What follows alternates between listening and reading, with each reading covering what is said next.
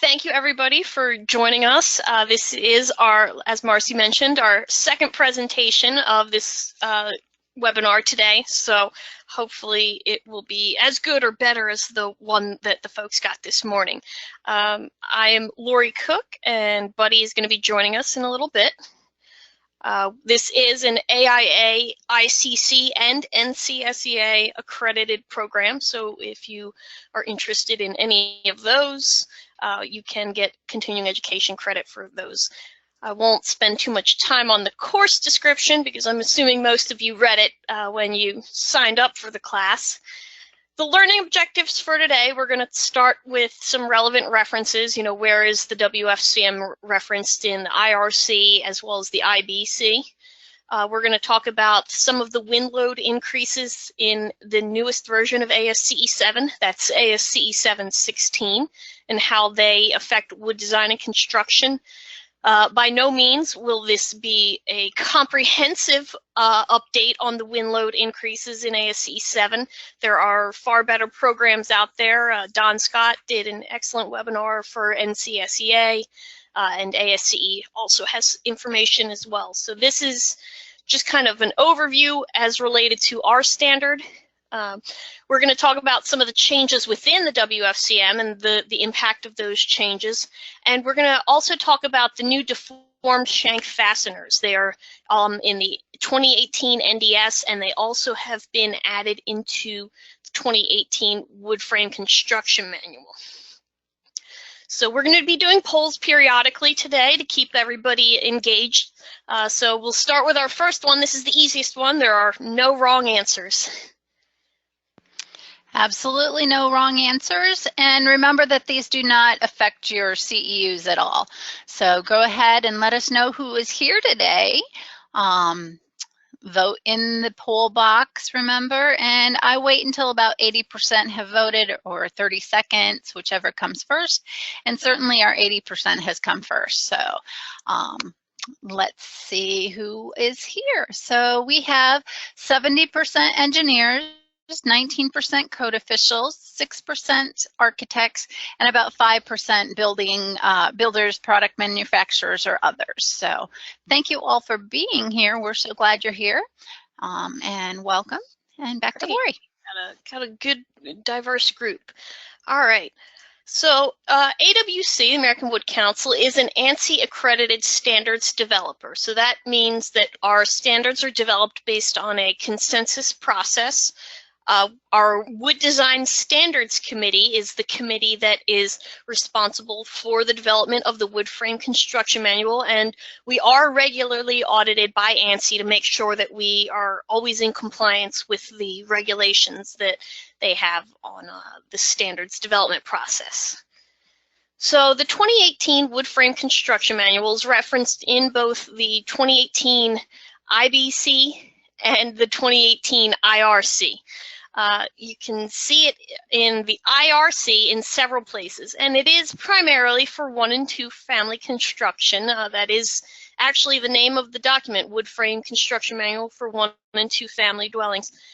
So it is primarily focused towards residential structures, but we'll see that there are other uses for it. In the IRC, you'll see it is listed as an alternative provision that's allowed in our 301.1.1. And it's also specified as one of the options for where wind design is required. You'll see if we go to this figure R301.25B, right, that's a mouthful, you can see these darker shaded regions are the regions where the IRC requires wind design. So if you are in one of these regions, these darker shaded regions, you get kicked out of the IRC and you have to use something else for your wind design. So that something else in what we're talking about today would be the wood frame construction manual. Now, some of you may notice that there's another figure in the 2018 IRC, figure R301.25A. That provides ultimate wind speeds for designs that are within the IRC. So those would be the IRC-controlled wind design speeds. This is for determining if you are outside the scope of the IRC when it comes to wind. Now in the IBC, you'll see that in Chapter 16, in determination of wind loads, that there is an it requires you to determine wind loads in accordance with ASCE 7. And there is an exception that residential structures designed per the wood frame construction manual don't have to follow this. The reason that exception is there is because we've already taken into account the requirements from ASCE 7 in the development of the wood frame construction manual. So we've already handled the ASCE 7 side of things. We've tabulated a lot of results, and those are a way for you guys to speed up your designs. There's also a reference in Chapter 23, 2309, references the wood frame construction manual, and it states that buildings need to be either a risk category 1 or 2, and they also need to meet the limitations that are set forth in the WFCM.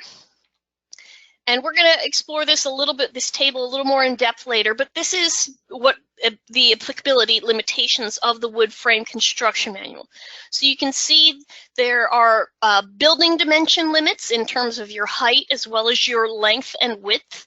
And then there are limits on your loads. So for wind, however, we do go from 90 miles per hour for a 3-second gust all the way up to 195 miles per hour. So we cover every wind speed that is specified in the ASCE 7 wind design maps.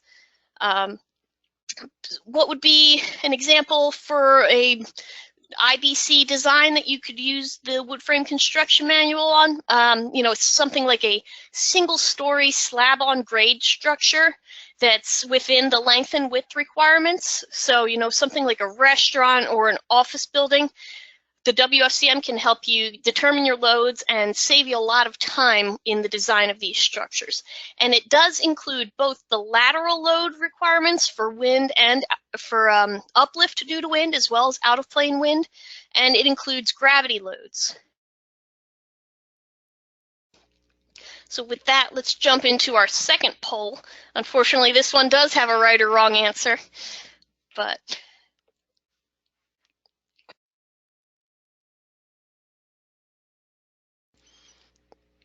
so, Marcy, are you muted?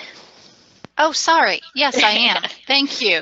The WFCM cannot be used for wind speeds above 160 miles per hour, 3-second gust. True or false? And everybody was on that before I started talking anyhow. So, all right, 80% have voted.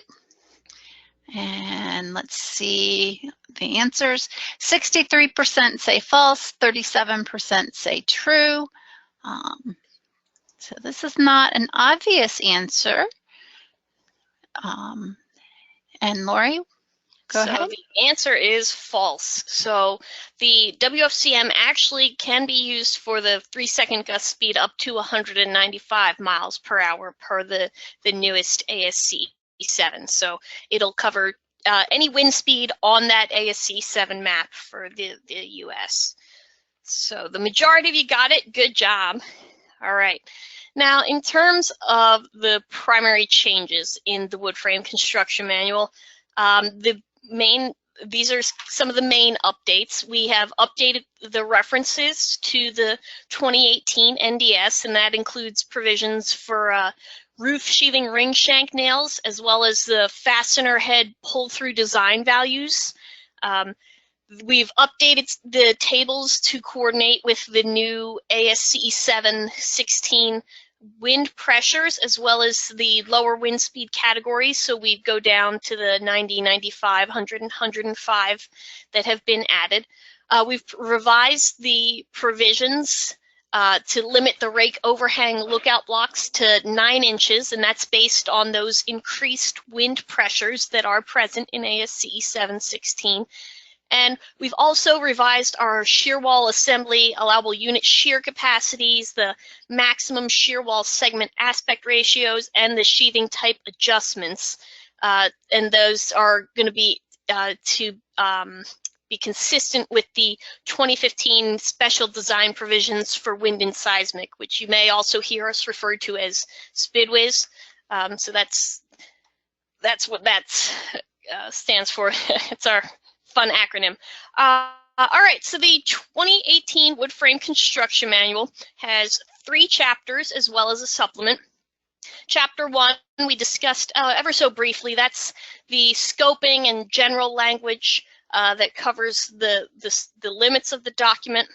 Chapters 2 and 3 provide design parallel paths for design. Chapter 2 being the engineered design path, and Chapter 3 being a prescriptive design.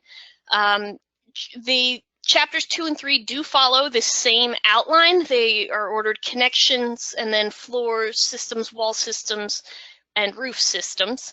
And then again, we have a supplement that's updated. So chapter 1, again, charging language, scoping requirements. We talked about the structural limits on the building. In terms of wind loads, again, we do from 90 to 195 mile per hour, 3-second gust. For snow loads, we can go from 0 to 70 pounds per square foot. And for seismic, we can go up to a seismic design category D2. So in chapter 1, it does contain the reference information on the relevant loads. So this is where it references ASCE 716. And if you are doing your wind design per ASCE 716, this is what the map looks like. So it's a bit different. These values are the 3-second gust speeds in miles per hour for an 33 feet above ground for an exposure category C. So that's what the numbers actually represent. So what are some of the overall effects of these changes? In hurricane-prone regions, there's been a decrease in the hurricane wind speeds along the northeast coast. But there have been no changes to the hurricane contours from the Carolinas to Texas, with the exception of some interior contours where you're transitioning from a tropical storm to a non-tropical storm controlling wind. There were no changes to Hawaii, Puerto Rico, or the other islands in terms of the hurricane-prone regions. Now for your non-hurricane regions, the wind speeds in the Great Plains are pretty much unchanged. And for the rest of the country, the wind speeds do decrease. And in some of these areas where you see these decreased wind speeds, this might help on certain structures to offset some of the increase in those CNC, those components in cladding pressure coefficients. So we're seeing higher wind pressures in just about every area. But the wind speed reductions in certain areas can offset that in certain cases. Not always, but in some cases. So when we talk about these CNC or these component and cladding loads, they have increased generally everywhere, but especially in the hurricane regions. We have larger area edge roof zones, which provide a better reflection of the actual roof loading. The interior roof zone is actually where you saw the most increase in pressure on a percentage basis, though. And this is again, this is information that's from a NCSEA webinar by Don Scott. So if you're interested in further information on these specific wind changes, we definitely recommend you guys checking that out. So like we said, this is a comparison of the difference between the external and internal pressures. So the external pressure being that GC sub P value, the internal pressure being the GC sub PI. And this assumes an enclosed structure. So if you look at the values on the left part of the table, that's for ASCE 716. And in just about every one of them, I think, or maybe all of them, you see that there is a net increase. There's an increase in these values, in these suction coefficients. And then the ASCE 710 values are on the right. So WFCM Chapter 2 uses the maximum magnitude suction loads for roof slopes between 7 and 45 degrees in roof zones 1, 2, and 3. So that's where that negative 3.8 value you see in this zone 3 area, it's the maximum value, and it's similar for zones 2 and 1. So chapter 3 takes another further simplification, and it combines the requirements in roof zones 2 and 3 into an end zone, and then it reduces the magnitude of the zone 3 loads by limiting the size of those rake overhangs. So, and if we look at our overhang coefficients now, this is just the GC sub P, or the external pressure on these roof overhangs. So as a result of these simplifications that we make, the effective uplift pressures on the critical roof edge and overhang zones is limited to an 11% increase in the Chapter 3 requirements. So we went from this negative 3.7 to a negative 4.1 CNC coefficient. So that's actually a lot smaller than the increase in the uplift load requirements between the WFCM has a smaller increase in its uplift load requirements between the additions than the design pressures that were present in ASCE 710 and ASCE 716. So because of some of these simplifications we've made, the effect is not quite as pronounced. So when we look at how these CNC wind pressures are calculated, Q sub Z is your velocity pressure at some height, and you see that that is proportional to the wind speed squared. So even though this GC sub P value has increased, again, some of that can possibly be offset by a decreased wind speed. So you'll have to check the new maps to determine the net effect in your jurisdiction. It's going to vary from place to place.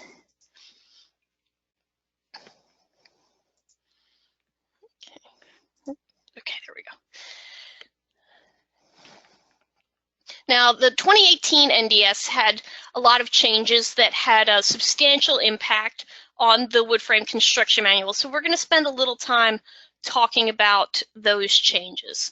And one of the big changes was the addition of these roof sheathing ring shank nails.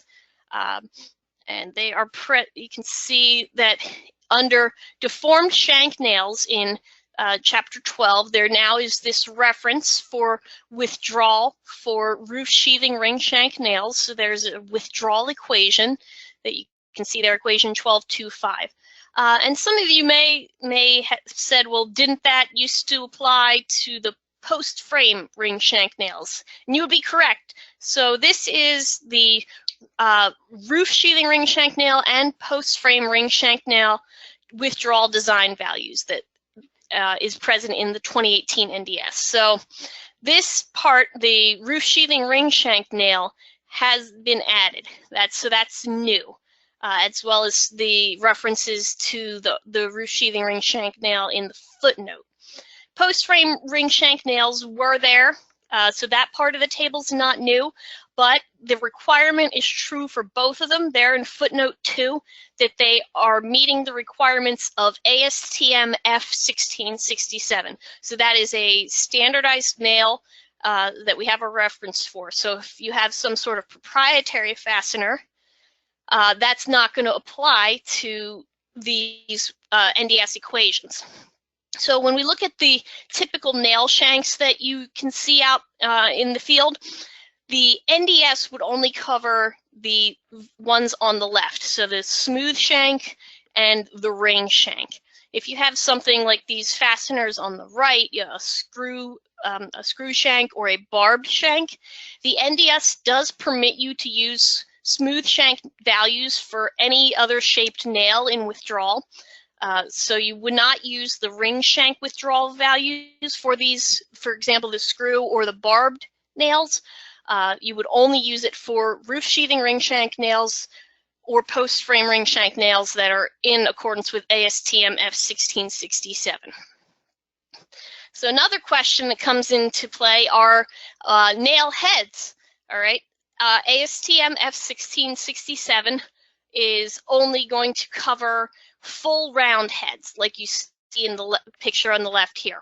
If you have some other shaped head, such as an offset head or a D head or a notched head, you're going to have to use another method for getting the values, such as Evaluation Service Report 1539 from ICCES, or you can talk to the manufacturer and get values from them, but those would not necessarily be covered in ASTM F1667. So the shape of the head comes into play more specifically when we're looking at this fastener head pull-through.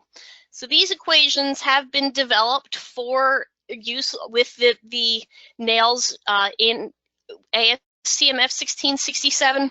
However, you can apply these equations if you know the perimeter of your nail head. You would be able to calculate the fastener head pull-through if you have a known perimeter. So these wouldn't be tabulated for the non-standard fasteners, but you can use the equations if you'd have all the proper geometry. So we do have tabulated pull-through design values for these standardized nails. So this table here, table 12.2F, is a new table in the NDS. So you can see that the head pull-through is tabulated based on the net side member thickness, the head diameter, and the specific gravity. And Buddy is going to do an example later to kind of walk you guys through the process. So with the addition of this new limit state for connections, we modified table 11.3.1 to reflect that. So now we have head pull-through as a limit state for connections, as well as in table 11.3.3 where we talk about wet service factors. So you can see we do have a footnote here as well. So for roof sheathing ring shank nails and post frame ring shank nails, we assume a C sub M equal to 1. All right, so we're going to jump into our third poll now. Okay, so ASCE 716 C and C roof coefficients compared to those in ASCE 710 are generally the same, lower, higher, higher only for roof edge zones, or higher only for roof interior zones. All right, go ahead and vote.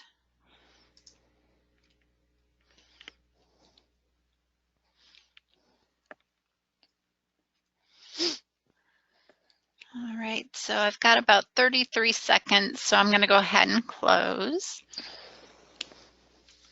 And we've got about 61% say higher, 18% say higher only for roof edge zones, 8% higher only for roof interior zones, 7 for lower, and 5 for the same.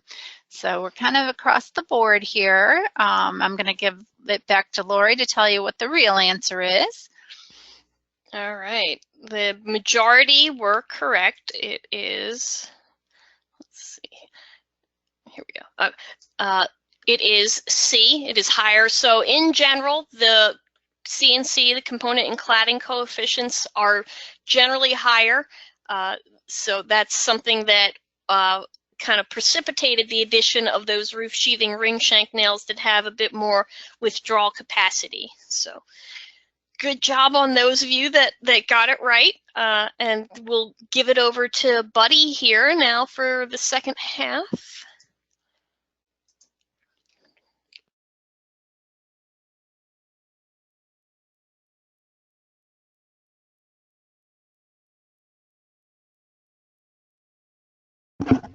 Okay, thanks, Lori. And we'll just pick up here with the example problem that Lori alluded to a second ago. What this will allow you to do is just have a little bit better idea of how that new limit state for head pull-through impacts the design process. So we're going to look at a fastener uplift capacity for sheathing nailed to a rafter. So we go to our assumptions here on the next slide, and we're going to use the 2018 NDS. Lori provided an overview of the new provisions for that. And we're doing an allowable stress design approach here. And we're looking at a nail, a roof sheathing ring shank nail with a 0.131 inch diameter that's 3 inches long. And the 2x6 is Doug fir larch with a specific gravity of 0.5. The OSB sheathing is also Doug fir larch with a specific gravity of 0.5, and it's 7/16 OSB. So the dimensions for these nails are tabulated in NDS table L6. And again, that's based on recognition in the ASTM standard F1667. So while the length of the nail is specified as 3 inches, and you see the diameter and head diameter that are specified in the standards, draw your attention to TL, which is the thread length of those roof sheathing ring shank nails. And what's important here for the design process when you're calculating withdrawal capacity is we're going to use thread length, not the length of the nail, which is 3 inches. So it's about half of what you would do for a normal smooth shank nail in this particular case. So here's the variables defined in MathCAD. We use MathCAD to come up with these example problems. So the nomenclature here, D, and then the colon equals 0.131, that's the diameter. The colon equal sign is just a quirk of MathCAD. So it's not a typo on your slide or anything like that. It's because we copied it out of a MathCAD sheet, and that's kind of the way it looks in MathCAD. So the head diameter, 0.281 inches, that thread length, 1.5. This T sub NS is the net side member thickness that we defined a little bit earlier, and then the specific gravity is 0.5. So notice a figure L6 here that we took directly out of the NDS Appendix L for these roof sheathing ring shank nails defines that thread length, and that's all tabulated there as well. So again, the thread length is what we're going to use for the calculation of withdrawal. So the equation in the NDS is equation 12.2-5. And it's 1800 G squared, again, G is specific gravity, times the diameter to come up with a withdrawal design value in pounds per inch. So it's 59 pounds per inch. We also tabulate those values in the NDS, table 12.2E. So you can use the equation, you can use the table. Table's the easiest if the diameter is pretty standard diameter fastener. So then we take that thread length, TL, times W, which we calculate here, and we come up with a withdrawal design value of 88 pounds. So that's pretty straightforward, similar to all previous editions of the NDS. What's new is fastener head pull-through. So the next part of our design check then is to take that side member thickness. The equation is going to vary depending on the head diameter. So that's what this 2.5 D sub H is doing, is telling us which equation to use for the fastener head pull-through value W sub H. And so this is the equation, 690. Pi D is the area of the head. So that makes sense. And then G squared is our specific gravity. T sub NS is that net side member thickness. So all of those variables plug in to give us a head pull-through value, W sub H equal to 67. And if we compare that, well, we also tabulate that in table 12.2F. So again, we provide the equation, we provide the tabulated values, but this 67 pounds is unadjusted. So we haven't adjusted this for any other conditions like load duration factor, but that head pull through of 67 is less than the withdrawal capacity of 88 pounds that we calculated earlier in the previous slide. So head pull through controls in this particular application.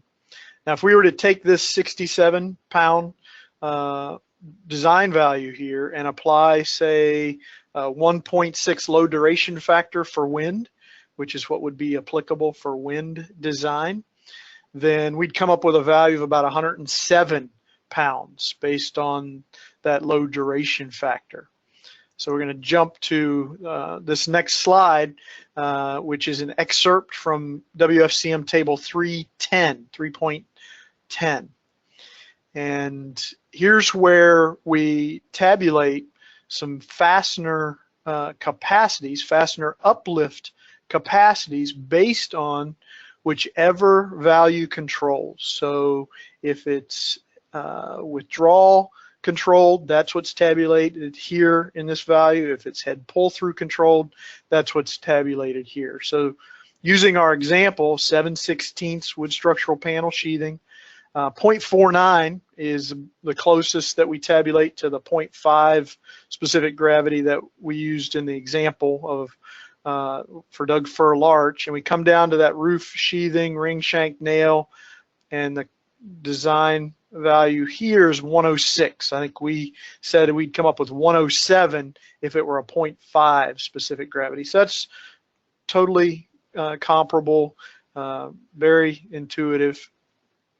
But these values already have that load duration factor built in, so you can see by the footnote here. So this table is a really, really concise way for you to see the differences between 8-penny common, 10-penny box, and these new roof sheathing ring shank nails. Further, please note that, for example, let's look at the 3/8 inch wood structural panel values here and a 0.49 specific gravity. The 8-penny common nail is identical to the roof sheathing ring shank nail.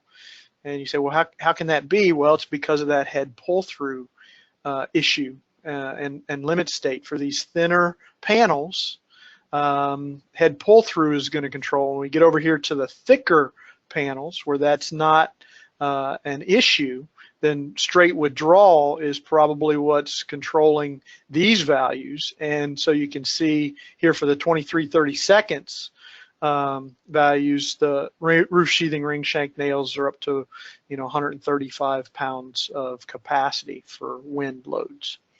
So again, in chapter 3 of the wood frame construction manual, we're doing a lot of the calculations in the background in the spreadsheets that we use to develop these tables. Now there is a commentary that's being developed that accompanies each wood frame construction manual that shows all the calculations that go into tables like this.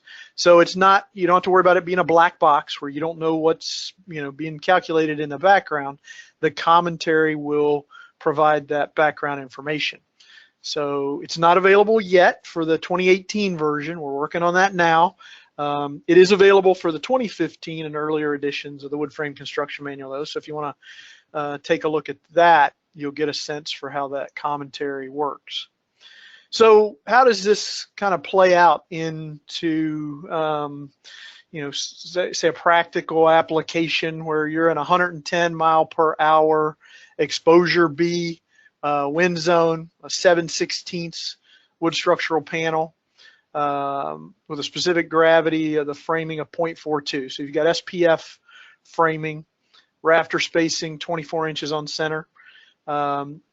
Even in these lower wind speeds for conditions like this, which you might encounter, you see if we're using 8-penny common nails, we come across here and we're going to look at perimeter nailing versus interior nailing.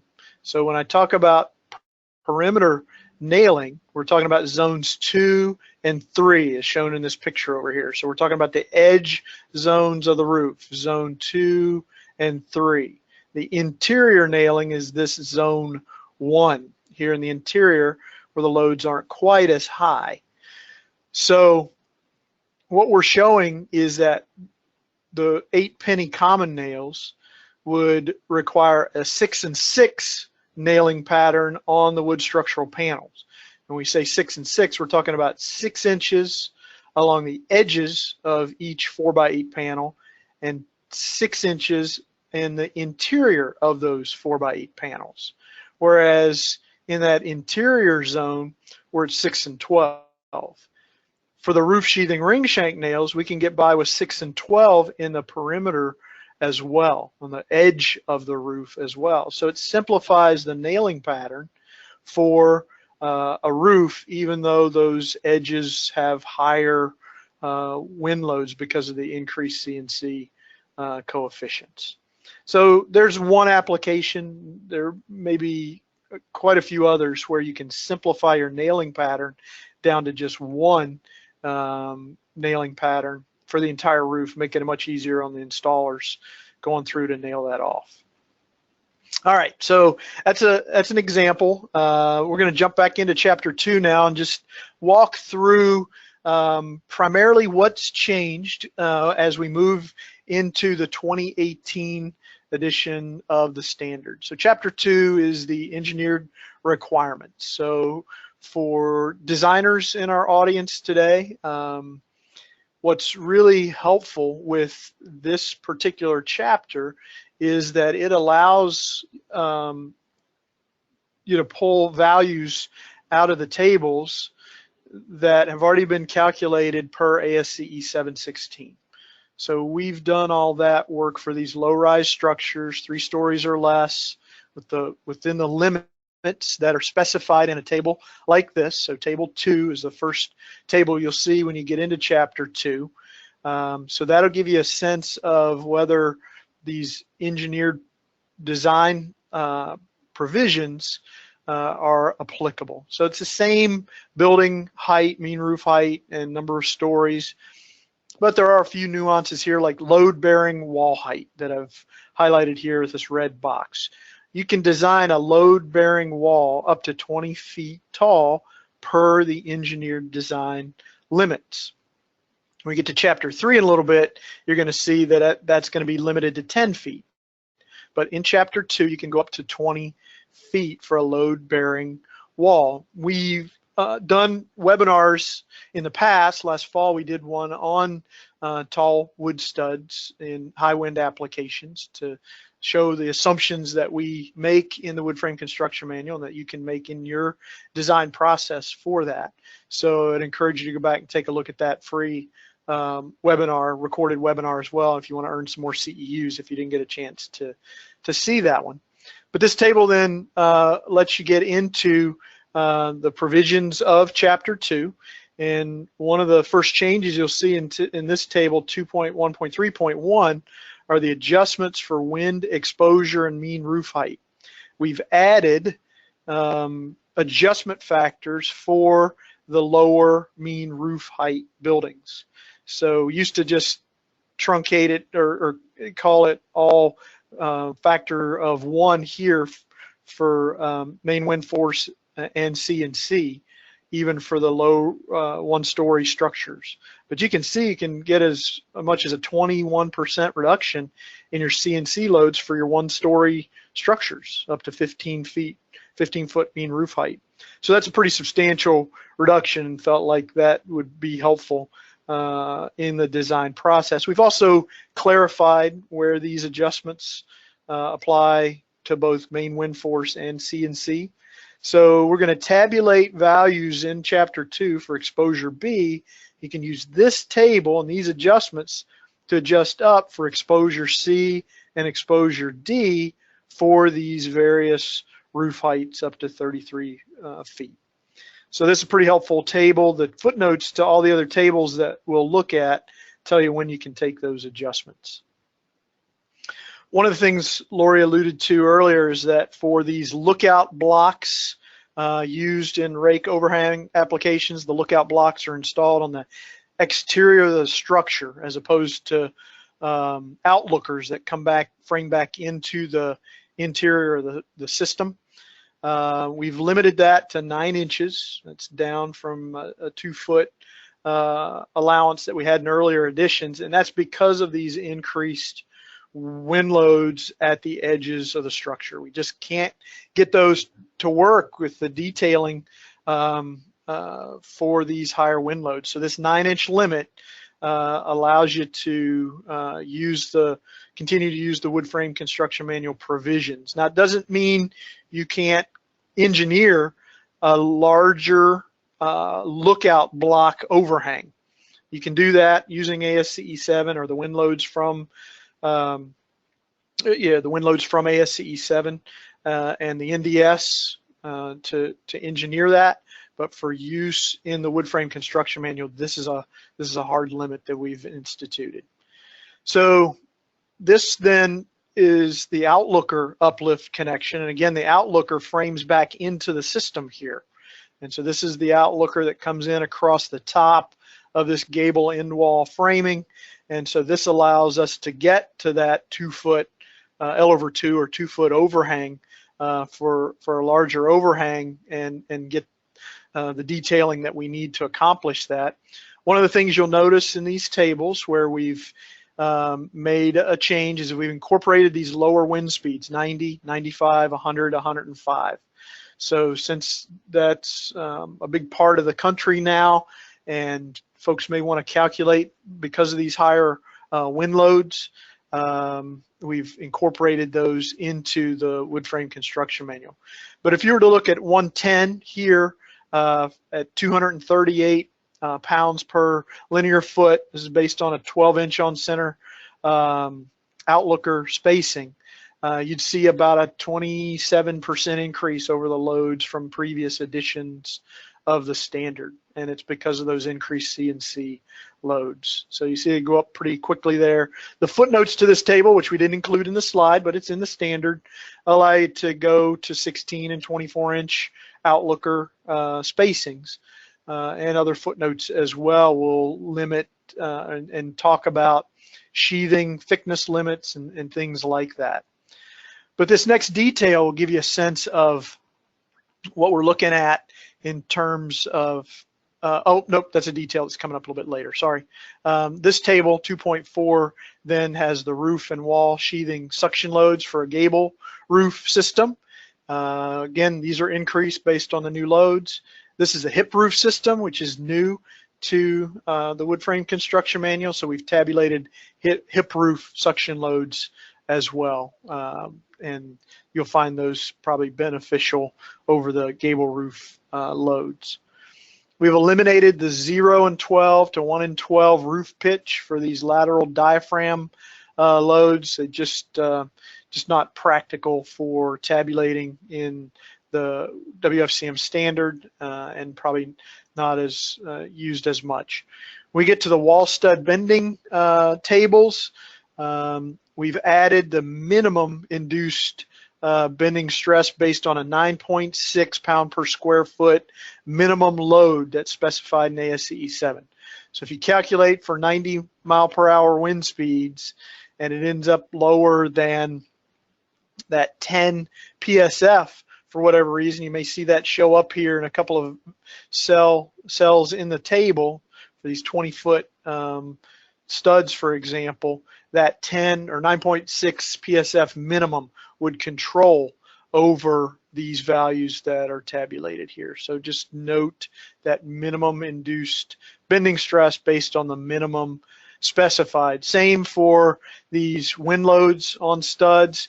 These tables, these values here in pounds per square foot in this table are going to include that 9.6 pound per square foot minimum in the table. And let's table 2.16. Sorry, let me go back up. Oh, yeah, right. So that just shows you the changes to the roof framing loads normal to the roof surface as opposed to the wall surface. So I'm going to bring Marcy back and we'll do another poll question. Here we go. So I apologize, I'm a little late here. And Chapter 2, Engineered Design of the WFCM limits load-bearing walls to 10 feet in height. True or false? You all are much faster than I am. So, awesome. 75% have voted in 15 seconds. That's fantastic. All right, so I've got 80% have voted. I'm going to close out and share. So 85% have voted false, actually, and 15% have voted true, and the real answer, buddy, is? Real answer is false, and we talked about that a little bit earlier in the engineered chapter. We're allowed to go up to a 20-foot height, and opposed to Chapter 3 that we're going to see in just a second, where we're going to be limited to 10 feet. So Chapter 2, you can design, engineer, tall walls up to 20, tall load-bearing walls up to 20 feet. Chapter 3, which is prescriptive design, is going to limit that to 10 feet. You see that in Table 3 here. And that's because we're going to be consistent in the prescriptive limitations with what's shown in the IRC. The IRC limits those load-bearing walls to 10 feet, and so we're going to be consistent with that for prescriptive provisions. But again, you can engineer up to a 20-foot load-bearing wall in Chapter 2. But these additional limitations that you'll see in Table 3 will give you an indication of whether you can stay in Chapter 3. If you get kicked out of here for whatever reason, if you would have a 20-foot tall load-bearing wall, for example, you wouldn't be able to use Chapter 3 provisions, but it would kick you back to Chapter 2, and you could design per Chapter 2. And you can kind of mix and match the prescriptive and the design limitations. So you could design a majority of your building using Chapter 3 and then engineer those 20-foot load-bearing walls. Let's say you've got, for example, a foyer with a tall wall, and you just needed to design tall wall studs in the foyer. So Chapter 3 then is going to be a typically going to provide a prescriptive solution to the Chapter 2 loads. Now we do duplicate those loads in some cases like this, the rake overhang uplift connectors in Table 3.4c. Those are going to be very consistent with what you saw in Chapter 2. Here's some of the detailing for load path that we've kind of been hinting at, but you see different tables that cover different parts of this rake overhang detail. So we're going to have tables that give a specified minimum sheathing thickness to handle bending loads because of this overhang putting the sheathing in bending. We're going to have tables like 310 that give us nailing schedules to make sure that the nails hold the panels on the roof. We're going to have these uplift connector loads like we just saw in the previous table that maintain load path down through the gable end wall. And so load path is the mantra in the wood frame construction manual. The tables all work together to give you that load path down through to the foundation of the structure. Here's some of those roof sheathing attachment requirements. We're going to give an uplift load per nail in pounds for various wind speeds for both interior zones, the perimeter edge zones, and gable end zones. And then as we talked about earlier, we're going to show the nail capacities to handle those uplift loads. Again, taking into account whatever controls, whether it's withdrawal of the shank or head pull through in those fasteners. Then we get into an alternative Table 310A that gives a little bit different approach, similar solution though, where we have a perimeter edge zone, specific gravity, rafter spacing, and then we're going to specify 6 and 12 spacing for edge and field nailing for panels. In these lower wind speeds, you get out here to the higher wind speeds that may go to 6 and 6 or even 4 and 4 nailing.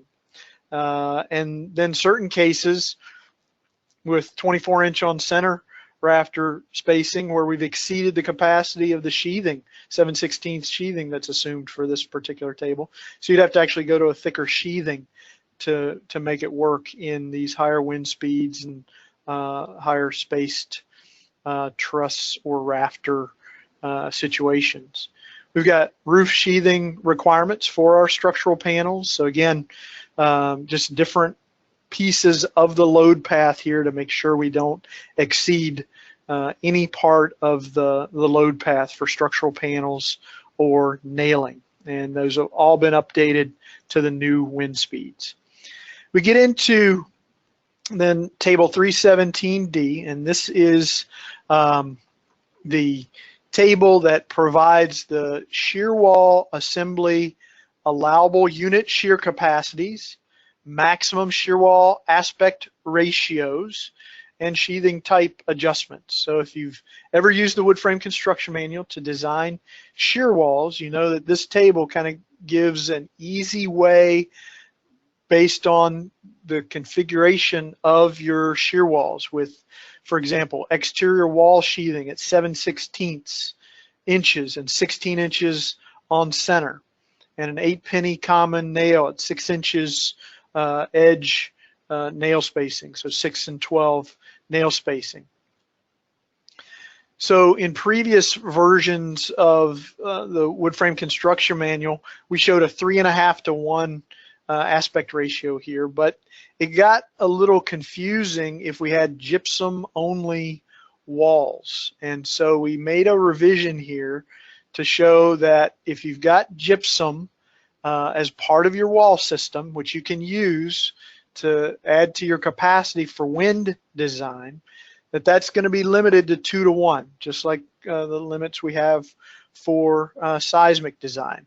But the footnotes then that we show, footnote 4, which is highlighted here on this slide, shows that that aspect ratio can be increased to 3.5 to 1 as long as you take the unit shear capacity adjustment that's shown in the wind and seismic standard, SPIDWIZ, that Lori talked about earlier. So when you take that adjustment factor, that 2B over H adjustment factor, to the unit shear capacity, then you're allowed to go to the 3.5 to 1 aspect ratio. And so we provided ways in the wood frame construction manual to accomplish that. But if you've got a gypsum sheathing shear wall, where it's gypsum only, you're limited to 2 to 1.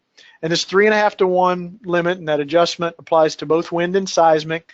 That happened in the 2015 edition, but we just had to clarify to make sure everyone was clear at how those adjustment factors apply.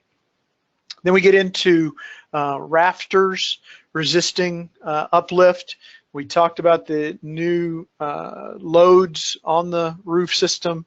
And so, as you know, those are going to vary for the interior versus the perimeter. It gets a little complicated for rafter design. So we've gone to a new approach where we tabulate rafter spans for a given deflection limit, in this case L over 180, and an exposure category B for different wind speeds and different specific gravity, or different species and grades of lumber, different sizes from 2x4 up to 2x12.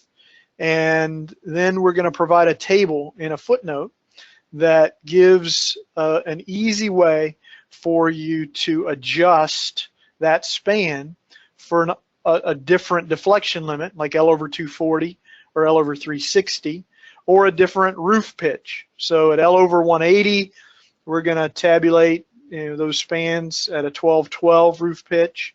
At L over 240, they're tabulated at a 6 and 12 roof pitch. So you adjust your span up or down depending on your deflection limit and your roof pitch. And so that's the easiest way we found to tabulate that, this is going to primarily apply in those hurricane areas where you don't have high snow loads, and in a lot of cases the wind loads are going to control over even the roof live loads that you calculate your gravity. So your suction loads, negative suction on the roof is going to put a bending load on those rafters, and this is how you design those in those high wind, low gravity load areas.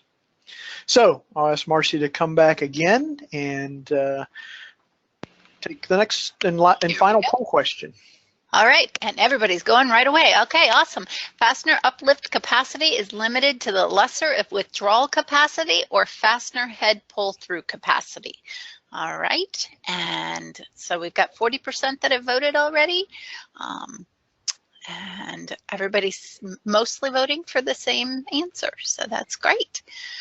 All right, and we've almost got 30 seconds here, and we're coming up 5 minutes to the hour. We're almost done with the webinars, so we're going to get to those question and answers very soon here.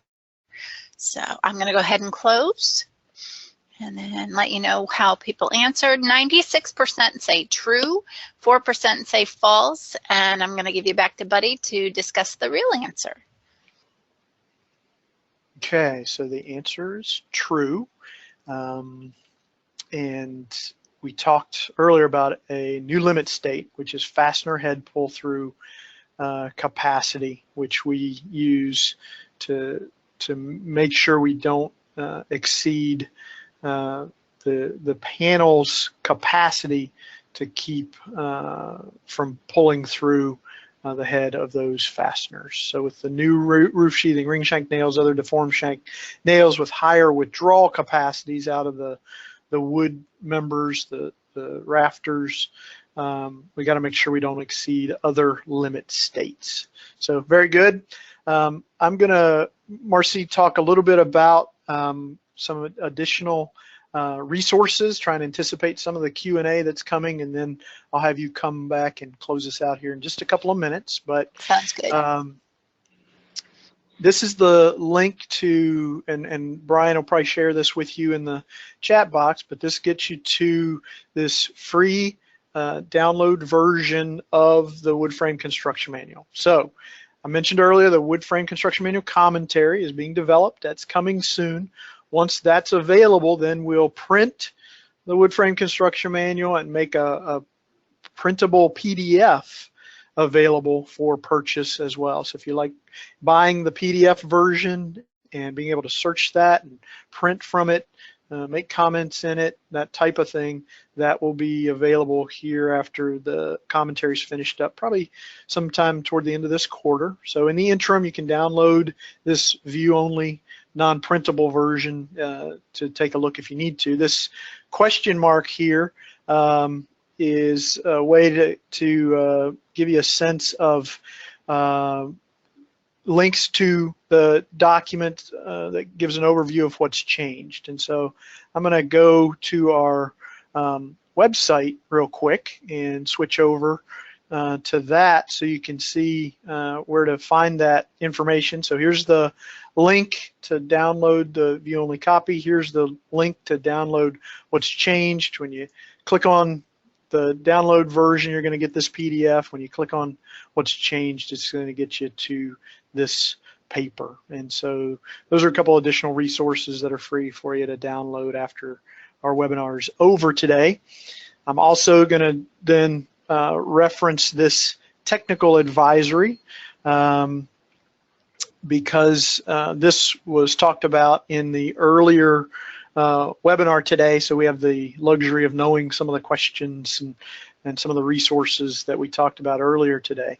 This technical advisory was developed by the International Staple and Nail Tool Association, abbreviated ISANTA. So if you go to isanta.org, and Brian will probably put this link in there as well for you to reference. They worked with our staff to come up with a technical advisory that shows some of the changes and tabulates some of the values based on what we've talked about here for nail withdrawal and head pull-through capacity, and tabulates a lot of that information for roof sheathing ring shank nails, post-frame ring shank nails.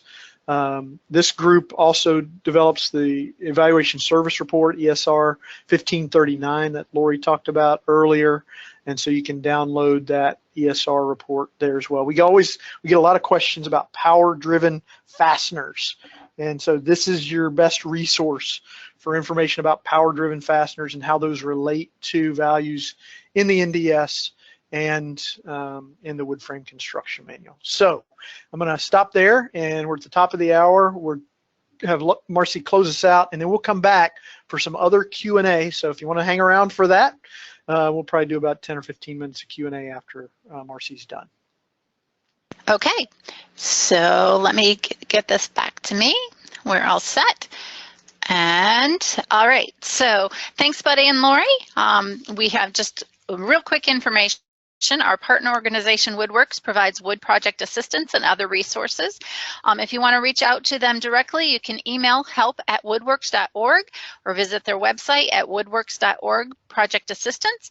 And then also in the survey or in the email that you're going to get shortly, there'll be a link for a survey that we'd like for you to take. And in there, there's a request for assistance from Woodworks that you can just let us know, and we'll put you in the right direction to people at Woodworks. Also, then we have our design professional membership that if you'd like to stay informed about technical issues affecting the wood industry, we'd love to have you. You can click on our website, www.awc.org, and membership if you're interested. And then if you're a code official, we'd love to have you join us for our code official connections benefits. Again, www.awc.org, and check out code connections. And then just as a reminder, keep an eye out for an email from us, from AWC. In that email, there will be information about your certificates of completion. Remember that you would have needed to be here for 90% of the 60-minute webinar. That's 54 minutes. Note that your certificate of completion or CUs will not be available immediately, but they'll be available within 2 weeks of today. Complete the new survey for a chance to win a free publication. And then join us again on February 15th for our webinar on 2018 IBC and IRC. And then in March, we're going to have our Tall Wood series. That'll be March 8th and the 16th, and then April 5th. And if you have any other questions or want more information, just email us at education@awc.org or visit us at www.awc.org. And thank you for listening. And now we're going to go back to Buddy and Lori and Michelle for some question and answers. Great, thank you, Marcy. And Buddy and Lori, if you want to bring up, when do you want to bring up the presentation? We got some great questions that came in. One is, could you review the application for the wood frame construction manual where it can be used? Yeah, Lori, you want to tackle that one? Yeah, I can take that one. So I think we had, yeah. So it is permitted as an alternative provision to the IRC for residential construction. So if you're in the IRC and you're looking at the wind design requirements, which were on that map, I believe it's on the next slide, Buddy. Yeah, so you can see that in those darker shaded areas where it says wind design required, the IRC, you can't design it per the IRC. So in those dark regions, the wood frame construction manual would be one of the acceptable alternates for that wind design. And if you're looking at the IBC, which I think is the following slide, yeah, there are certain instances where you can use it for residential structures that are designed per the IBC, obviously. And then if you're using it for a non-residential structure, such as, you know, like a restaurant or, you know, an office building, for single-story structures that are slab on grade, the wood frame construction manual works well in these instances. You just need to ensure that you are not having any conflicts when it comes to the load requirements. So residential loading is typically 40 pounds per square foot. In non-residential occupancies, you're typically going to be looking at higher live loads for your floor. So you would need to be aware of the limitations of the document. But as long as you're complying with those, then you're allowed to use the WFCM within the IBC. Great. And let me add to that, this reference to 1609.1.1, that actually allows designers to calculate wind loads for structures that are within the limits of the wood frame construction manual. So in that case, you could calculate wind loads on a 3-story structure up to 33-foot mean roof height, because the building doesn't know if it's a residential structure or a commercial structure when the wind's blowing on it. So the 1609 does allow you to calculate your wind loads. And again, back to chapter 2 of the wood frame construction manual, we've done all the work of analyzing or using the ASCE 716 procedures to calculate the loads on those low-rise structures, whether they're residential or commercial applications, as long as it's in that risk category 1 or 2. Great. And I don't know if this was mentioned before, but a question came in regarding the high wind guides. Are those going to be updated? Yes. So if you've been with us a while, you know last year, maybe the year before, we did a design example where we designed a 2-story building, 2-story residential structure from roof to foundation using the provisions of the wood frame construction manual to show how it all works together. And we did that for high wind, high seismic, and high snow load applications. And actually, sorry, my question had to do with the high wind guides. Oh, the guides. Yeah. Oh, yeah. So those are for specific wind speeds. And yes, those will also be developed sometime later this year. And those are broken out by wind speed. So you'll have a 130 mile an hour guide, 140 mile an hour guide, 150 mile an hour guide for exposures B and C.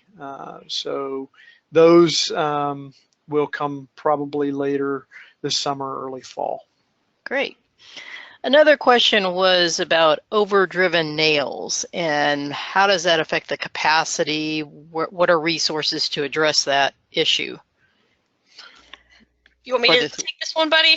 Yeah, take it, Lori. Yeah. So in terms of for diaphragms, for example, APA has a report TT012 that deals with the reduction in diaphragm capacity due to overdriven fasteners. So there are some provisions out there for your overall reduction of strength of your diaphragm. In terms of individual fasteners, I'm not aware of any resources. I don't think we publish any resources that deal with it on an individual per fastener basis. Right. Good. And then another question came up there. There's some confusion about the tables in the wood frame construction manual, whether or not they're allowable stress design, and then there's maps that are in the IRC that are different than having to do with ultimate strength, and the confusion about whether or not the wood frame construction manual is allowable stress design given the maps that are noted being ultimate. Yeah, so let me get to some of the wind load equations that Lori showed a little bit earlier. Stand by. Okay. So here's the key. The Q equal to 0.6 Q sub Z is the conversion to allowable stress design. So the maps are ultimates, but the 0.6 factor converts to allowable stress design. And the wood frame construction manual is based on ASD. Right, and so the speeds, the wind speeds that are shown in the tables are? I'm pretty sure those are ultimate maps. So those are all on an ultimate basis. If there's any confusion or question though about that, and I have to apologize, I don't recall in the 2018 IRC code whether they have that conversion table that converts the old wind speeds to the new wind speeds. So if there is confusion or any question about that, look in the IRC to see if that conversion table is shown that converts from the old wind maps to the new ones. Great. Okay, and then do we have time for a couple more questions? Sure. One related to snow loads. If they exceed the snow loads that are in the wood frame construction guide, what would happen? Could they still use the wood frame construction lot? No, similar to our discussion before about floor loads of 40 pounds per square foot, the ground snow load maxes out at 70 pounds per square foot. And so we tabulate everything. Again, we're kind of designing load path roof to foundation. And so our headers and girders and everything is calculated based on those max values. A good example of where that could make a difference would be, say your rafters are at 24 inches on center and your studs are at 16 inches on center, and your rafter ends up, right in the middle of a double top plate between two studs.